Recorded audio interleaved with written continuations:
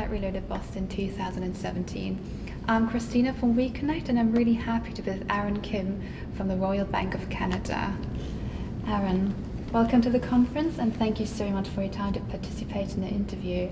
As a start, could you just briefly introduce yourself to us and give us a few insights into your professional background? Okay, thank you. Thank you for being here. I'm very excited to be here. My professional background, I worked many years as an emerging technologies consultant, and then I moved to work for Royal Bank of Canada.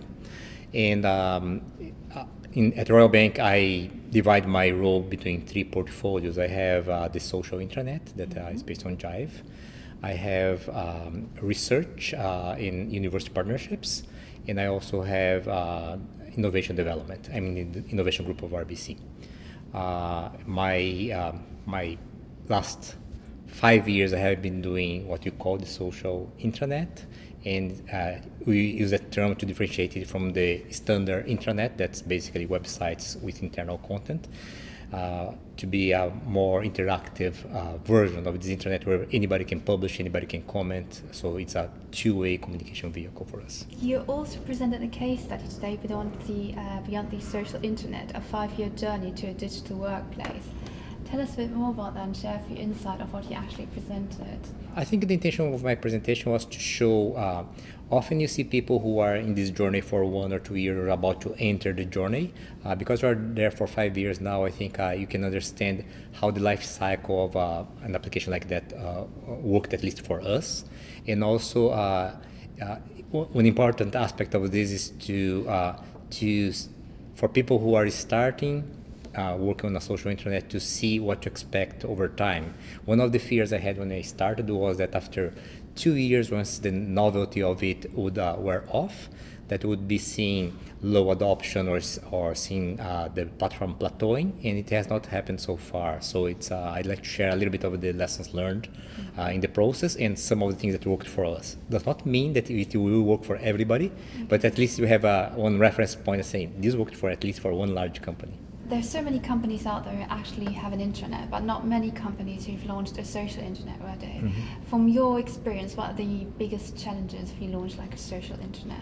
I think there's a big difference between how people predict how it's going to play out and what actually happens. There's lots of fear at the beginning about social, saying, what, anybody can go there and say anything before I actually approve, say yes, people will do that. And people don't realize that all this fear of people going there and acting crazy does not happen. Essentially, because the social intranet does not allow for us, at least, anonymous participation. Everybody has their name there. People tend to behave well. And whenever they ask difficult questions, they are legitimate difficult questions. So we actually like the fact that people come forward with those. And this enhances our employee engagement, enhances our experience of people working there, and the transparency in our business too.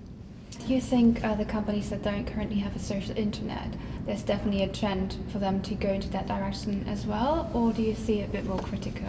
I think it benefits everybody. I know that many people working in financial services, some areas of government, they believe that, no, my company is very serious to have a social internet. I don't think that is actually true.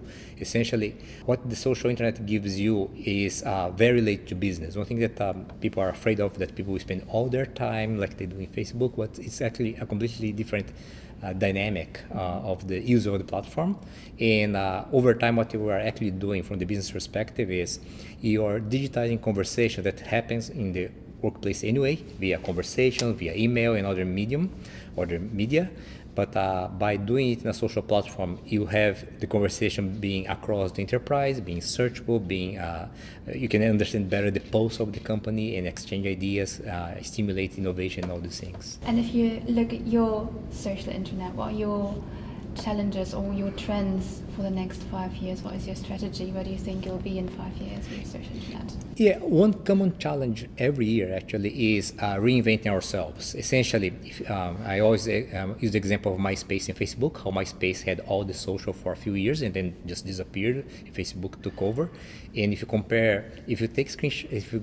screenshots from Facebook in 2005, 2008, you're gonna see how different it was. They keep reinventing themselves, and for us it's also important to do that. Essentially, for me, if ideally my social intranet of today should be very different from the social intranet a year from now, because social keeps evolving and should evolve with it. Well, great. Thank you so much for sharing your insights. Really appreciate that. And I hope you enjoy the rest of the conference. Thank you very much. Thank you.